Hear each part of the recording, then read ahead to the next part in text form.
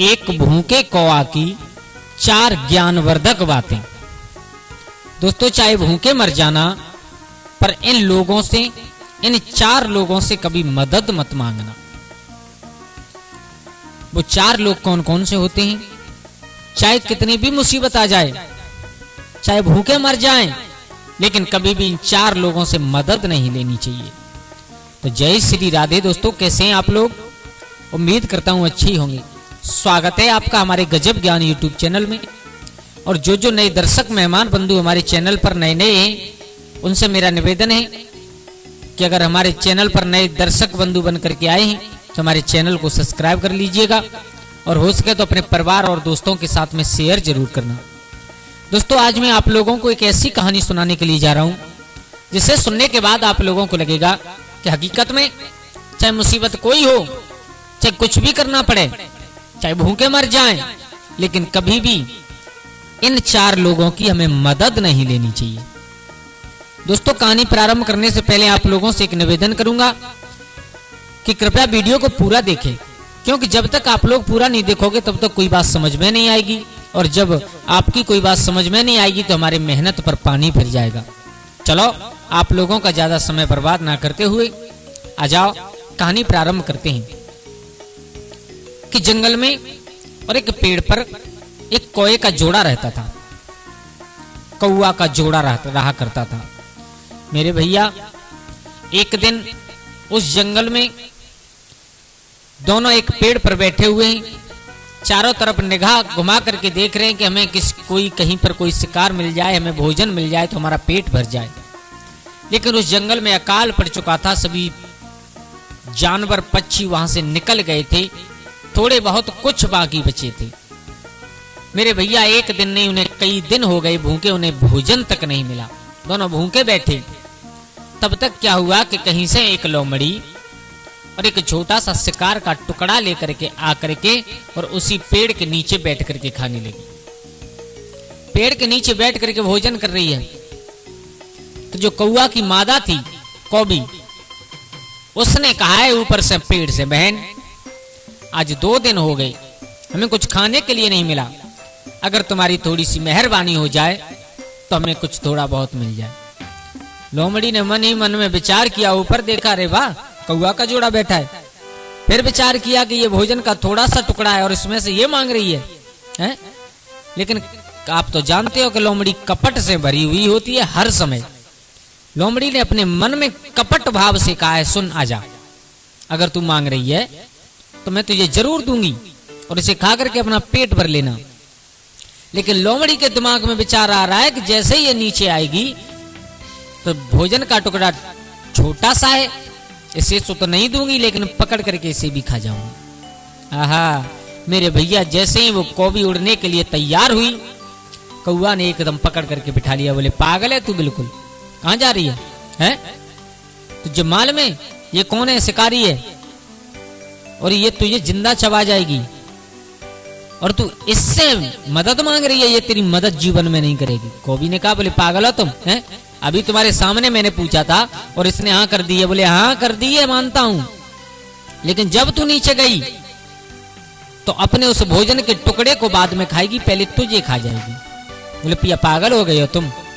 जब इसने वचन दिया है तो ये हमें नहीं खाएगी। तो कौवा कहने लगा, आज तू जो बेवकूफी कर रही है, वही कुछ दिन पहले एक तोताओं ने बेवकूफी की थी, ऐसे जड़ लोगों की मदद मांग करके। सुन, मैं तुझे बता रहा हूं कि इसी जंगल में हम और आप रहते हैं। इसी जंगल में एक पेड़ में बरगद की खो में और एक तोता का जोड़ा रहा करता था, और उसी बरगद की दूसरी खो में और एक सर्प रहा करता था। तो वो सर्प इतना दुष्ट, इतना अत्याचारी था कि जब जब वो तोती और बच्चा देती, जब जब उसके बच्चा पैदा होते, अंडा देती, उसमें से बच्चा निकलते, तब तब वो सर्प जाकर के उन्हें खा लेता था हर बार। लेकिन मजबूर तोती कुछ कर भी नहीं सकती थी। मेरे भैया, एक बार हुआ, 2 बार हुआ, जब कई बार उसके बार बार उसी टाइम पर जब अंडे से बच्चे निकले तो वो सर्प दुष्ट जाकर के खा लेता था। अब तो आप जानते हो मां की ममता क्या होती है। तोती बहुत रोती थी, लेकिन दोनों तोता और तोती कुछ कर भी तो नहीं सकती मेरे भैया। अब एक दिन और तोती बैठी हुई रो रही थी, तब तक उसी डाल पर आकर के एक जलकाक बैठ गया और उस जलकाक ने आकर के कहा, क्यों रो रही हो बताओ। बोले भैया क्या बताएं हम तुम्हें, जिस पेड़ की खो में हम रहते हैं और इसी पेड़ की एक दूसरी खो में और एक सर्प रहा करता है, वो इतना अत्याचारी है, इतना दुष्ट है कि जब जब मेरे बच्चे छोटे छोटे अंडे से निकलते हैं तब तब आकर के खा जाता है, हमारे पास रोने के सिवा कुछ नहीं बचता। जलकाक बोला, बोले तोती तुम पागल हो, रोने से किसी समस्या का समाधान नहीं होता, रोने से किसी समस्या का हल नहीं निकलता। समस्या का हल निकालने के लिए हमें अपने दिमाग पर जोर लगाना चाहिए। अगर शरीर में सामर्थ्य है तो उससे लड़ना चाहिए, अन्यथा अपने दिमाग पर जोर लगाओ। बोले कैसे? बोले अगर इस सर्प को यहाँ से निकाल करके भगा दिया जाए तो कैसा रहेगा? बोले बहुत अच्छा रहेगा, बहुत अच्छा रहेगा। तो बोले आप हमारे साथ चलिए। बोले कहाँ? बोले हम तुम्हें एक झील पर लेकर के चलते हैं और वहां से छोटी छोटी मछलियों को पकड़ करके मेरे साथ लाना। तोती ने कहा हम तो ये मछली वछली खाते नहीं है। बोले तुम्हें खानी नहीं है, केवल मेरे साथ लेकर के आना। बोले ठीक है मेरे भैया। और वहीं से कुछ दूरी पर एक बिल बना करके नेवला रहा करता था, नेवला। तो वो जलकाक और तोता और तोती तीनों कहा उस झील से मछली पकड़ करके लाए और एक मछली तो ला करके उस नेवला के द्वार पर रख दी, दूसरी मछली थोड़ी सी दूर पर रख दी, तीसरी मछली थोड़ी सी दूर पर रख दी। इसी प्रकार उन तोता तोती ने और उस जलकाग ने एक एक करके मछली जिस पेड़ के बिल में, जिस पेड़ की खो में वो सर्प रहा करता था वहां तक ला करके रख दी। मेरे भैया कुछ समय पश्चात नेवला अपने घर से निकला, क्या देखा कि द्वारे पर मछली पड़ी है, बड़ा खुश हुआ। बोले आज तो भगवान ने वो घर पर ही भोजन दे दिया हो, उसे खा लिया। अब थोड़ा सा और आगे बढ़ा, एक और मिली, उससे खा लिया, और आगे बढ़ा, एक और मिली। मेरे भैया ऐसे ही धीरे धीरे करके और वो आगे बढ़ता चला गया। कहाँ? जहां पर सर्प का बिल था, सर्प जिस खो में रहा करता था उसी खो के द्वार पर पहुंच गया। अब जो द्वारे पर, सर्प के द्वारे पर मछली पड़ी थी, उसे खा करके नेवला के दिमाग में एक बात आई। बोले मेरे बिल से और यहां तक इस खो तक मछली क्रम बाई क्रम पड़ी मिली मुझे, तो हो सकता है कि इस खो में कुछ हो। मेरे भैया इतना सोच करके अब वो तोती और तोता और जलकाग तो पेड़ की डाल पर बैठे देख रहे, और जितना सोच करके वो नेवला उस खो में अंदर गया, जाकर के सर्प को देखा। तो आप जानते हो कि सर्प और नेवला की दुश्मनी कितनी बड़ी होती है। मेरे भैया नेवला ने थोड़ी देर में लड़ते लड़ते उस सर्प को मार दिया। अब जैसे ही सर्प को मार करके नेवला उस खो से बाहर निकला, जिसका मुंह खून से सना हुआ था, देख करके तोती और तोता बहुत खुश हो गई। ऊपर से आवाज लगाई है, भैया नेवला तुम्हारा दिल से धन्यवाद, जुग जुग जीना आप। नेवला ने नजर की, बोले तुम कौन हो? बोले हमें तोती। नेवला समझ गया, बोले इनकी करामात है कि मुझे ये लोग यहां तक लेकर के आए हैं। तोता और तोती कह रहे हैं तुम्हारा दिल से धन्यवाद। नेवला ने कहा ठीक है, अब ऊपर से ही धन्यवाद करते रहोगे या नीचे आओगे? मेरे भैया और वो जैसे ही तोती उड़ करके नीचे आई, नेवला के पास बैठी, उस नेवला ने पकड़ करके तोती को भी मार दिया, मार दिया। देखो इस जगह पर तोता और तोती ने कितनी बड़ी गलती की थी कि अपने एक दुश्मन से छुटकारा पाने के लिए दूसरे दुश्मन की मदद ली, उसका खामियाजा उन्हें भुगतना पड़ा। दोस्तों हम चाहे कितने भी परिस्थिति में क्यों ना हो, हमें इन चार लोगों की कभी भी मदद नहीं लेनी चाहिए, कभी भी। नंबर एक, अपने दुश्मन के कभी भी मदद नहीं मांगनी चाहिए।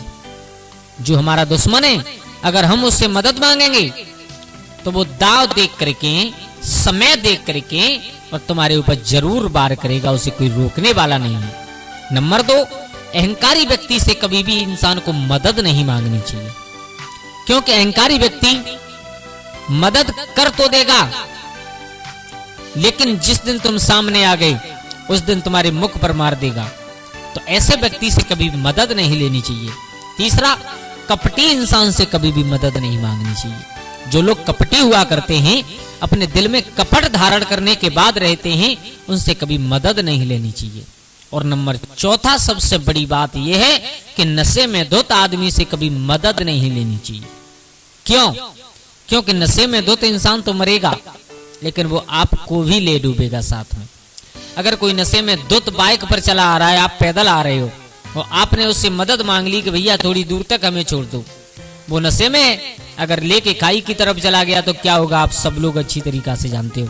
तो दोस्तों, इस कहानी से केवल हमें यही सीखने के लिए मिलता है कि अपने दुश्मन से कभी मदद नहीं लेनी चाहिए, अहंकारी व्यक्ति से कभी मदद नहीं मांगनी चाहिए, और कपटी इंसान से कभी मदद नहीं लेनी चाहिए, और नशे में धुत इंसान से कभी भी मदद नहीं मांगनी चाहिए। वो कौवा समझा रहा है कौवी, जो तुम आज गलती करने के लिए जा रही हो, उस दिन वो उन तोताओं के जोड़ा ने गलती की थी तो उसका खामियाजा उसे भुगतना पड़ा। ये मेरा वचन है कि अगर तुम इस लोमड़ी से मदद के लिए जाओगी और इस लोमड़ी से मदद मांगोगी तो ये अपना भोजन बाद में खाएगी, पहले तुम्हें पकड़ करके खा जाएगी। तो दोस्तों, कैसी लगी आप लोगों को हमारी ये कहानी?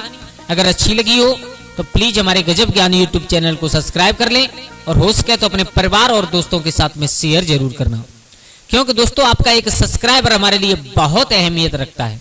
हम लोगों को उम्मीद जागती है कि हम कुछ अच्छा करें, हम कुछ अच्छा कह रहे हैं जो लोगों को इतना पसंद आ रहा है। तो दोस्तों, आज के लिए बस इतना ही। कल फिर मिलते हैं किसी एक नई कहानी, एक नई चर्चा के साथ। तब तक के लिए सभी लोग आनंदित रहिए, खुश रहिए। जय श्री राधे, जय श्री राम।